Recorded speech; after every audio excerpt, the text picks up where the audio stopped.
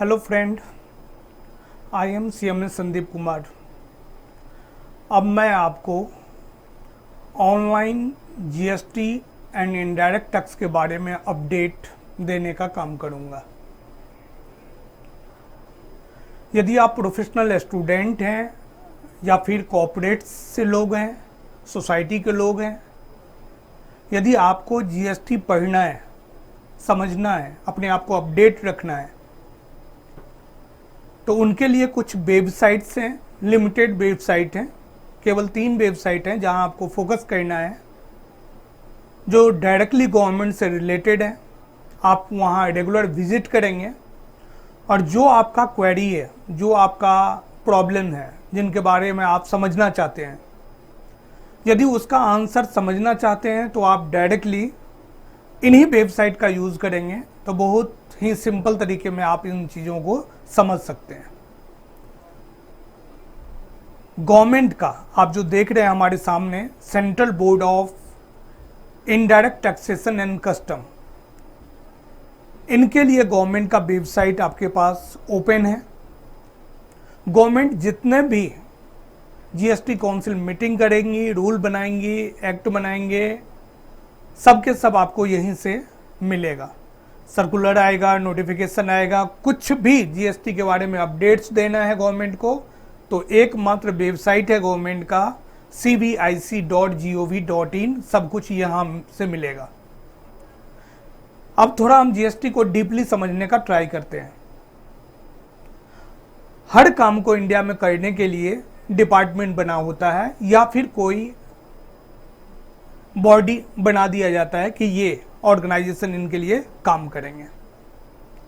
GST को संभालने के लिए, काम करने के लिए, ऑपरेशन के लिए गवर्नमेंट ने एक अलग से सेक्शन 8 कंपनी बनाया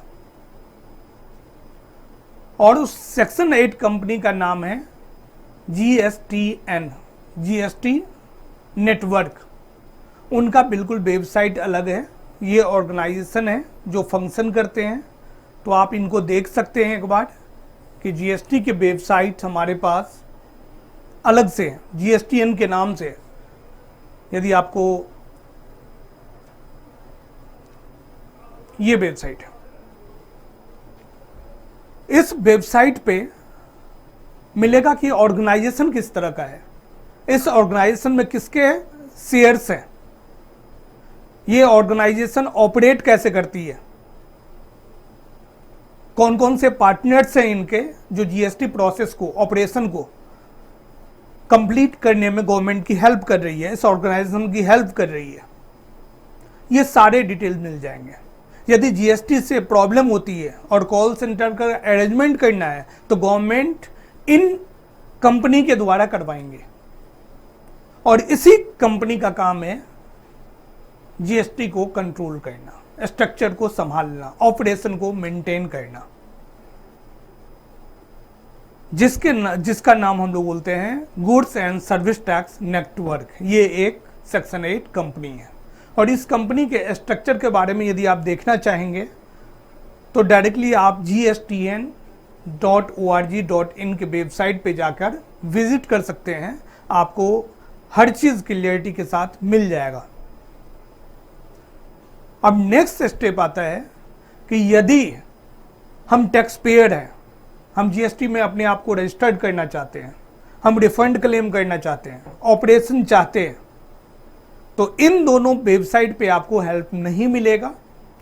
ये GST नेटवर्क ने, कंपनी ने ऑपरेशन को करने के लिए, टैक्स पेयर के लिए एक अलग से वेबसाइट बना के दे रखा है जिसके ऊपर हम लोग रेगुलर काम करते हैं। ये वेबसाइट है गुड्स एंड सर्विस टैक्स के नाम से gst.gov.in। तो हमारे लिए 3 वेबसाइट है और तीनों का एरिया अलग अलग है। एक वेबसाइट है गवर्नमेंट के, एक वेबसाइट है ऑर्गेनाइजेशन के और लास्ट वेबसाइट है जहां आपको काम करना है और क्या क्या काम हम कर सकते हैं। तो वेबसाइट के अंदर में सर्विसेज है, आप देखेंगे यहाँ पे कि हम यहाँ रजिस्ट्रेशन कर सकते हैं, पेमेंट कर सकते हैं, रिफंड क्लेम कर सकते हैं। ई वे बिल सिस्टम का भी यहाँ से लिंक आप जनरेट देखने को मिल जाएगा। कोई एप्लीकेशन है उनके ट्रैक को रिकॉर्ड कर सकते हैं। ये थर्ड पार्टी है जिसको ये ऑर्गेनाइजेशन ने, जीएसटीएन ने काम दे रखा है कि भैया ये काम करो। इस वेबसाइट पे मेनली जो काम होगा वो रजिस्ट्रेशन, रिटर्न, पेमेंट, रिफंड इन्हीं से रिलेटेड होगा। कल जीएसटी काउंसिल मीटिंग हुई, 5 दिन पहले जीएसटी काउंसिल मीटिंग हुई। इस मीटिंग को बोलेंगे आप यहाँ नोटिफिकेशन दो, तो ढूंढेंगे इस वेबसाइट पे तो बहुत मुश्किल हो जाएगा, टफ हो जाएगा डेटा निकालना, क्योंकि वो दूसरे वेबसाइट पे आपको मिलेगा।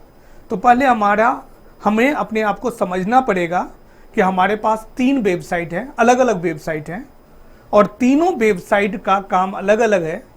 तो हम जो हमारा क्वेरी है, जिस प्रॉब्लम को हम सर्च करना चाहते हैं, ढूंढना चाहते हैं, उसका उपाय निकालना चाहते हैं, तो हमें उसी वेबसाइट पे जाके देखना पड़ेगा। तो मैं स्टार्ट कर रहा हूँ एकदम बिगिनर के लिए, फ्रेशर के, स्टूडेंट के लिए जो अभी अभी प्रोफेशनल कोर्स में एडमिट हुए हैं, बीकॉम के बाद कुछ प्रैक्टिस करना चाहते हैं, एमकॉम के बाद कुछ चाह रहे हैं कि हमें प्रैक्टिकल नॉलेज हो जाए जीएसटी के अंदर। उसके लिए हम स्टार्ट करना चाहते हैं कि आप कंटेंट को समझो, वेबसाइट को समझो कि पहले आपके पास कौन से वेबसाइट है। फिर मैं आपको प्रैक्टिकल सिखाऊंगा कि जीएसटी रजिस्ट्रेशन कैसे होता है, यहीं से, इसी वेबसाइट से आपको सिखाऊंगा टैक्स का पेमेंट, हम जीएसटी का पेमेंट हम कैसे करते हैं। आपको सिखाऊंगा मैं कि यूजर सर्विसेज में क्या क्या होता है। आज जो मैं एग्जांपल देता हूँ, गवर्नमेंट ने बोला था कि जीएसटी प्रैक्टिशनर के अंदर आप अपने आप को रजिस्टर्ड करो और जीएसटी के प्रैक्टिस के रूप में काम कर सकते हैं। तो आप जाएंगे, आप जस्ट सर्च करेंगे यूजर सर्विसेज में, आपको देखो locate user services and locate GST practitioner. आप यहाँ किसी भी एरिया बेस भी सर्च कर सकते हैं कि नेम या एरिया बेस। मैं यहाँ सेलेक्ट कर लेता हूँ दिल्ली। दिल्ली में डिस्ट्रिक्ट भी मत, पिन, एरिया वाइज भी सेलेक्ट कर सकते हैं। जस्ट हम सर्च कर रहे हैं कि दिल्ली के अंदर कितने जीएसटी प्रैक्टिशनर हैं, तो आपको यहाँ पे डेटा मिल जाएगा। ये डेटा आ गया आपके पास। क्या आप देखेंगे एक पेज में 10 है, टोटल 435 पेजेस हैं, मतलब more than 4000 GST practitioner available हैं यहाँ पे। और यहाँ भी देख रहे होंगे आप कि कुछ प्रोफेशनल्स भी, practicing chartered accountant, practicing cost accountant, practicing company secretary भी अपने आप को जीएसटी प्रैक्टिशनर के अंदर रजिस्टर्ड कर रखे हैं। तो बीकॉम वाले भी कर सकते हैं, एमकॉम वाले भी कर सकते हैं, प्रोफेशनल्स भी कर सकते हैं। तो गवर्नमेंट इनका ईमेल आईडी, फ़ोन नंबर सब कुछ आपके पास रख रहा है। लेकिन यही डेटाबेस आप जीएसटीएन के पास ढूंढेंगे तो आपके पास नहीं मिलेगा। यही डेटाबेस यदि आप गवर्नमेंट के वेबसाइट पे जाएंगे तो आपको नहीं मिलेगा। तो इसलिए आपको माइंड में सेट करना है कि हमारा प्रॉब्लम क्या है और हमें कहाँ ढूंढना चाहिए। तो ये हमारे पास जीएसटी के वेबसाइट हैं और इन वेबसाइट्स में, तीनों वेबसाइट्स में हम लोग डिटेल से जाएंगे एक एक करके कि कौन सा कंटेंट हमें किस एरिया में मिलेगा।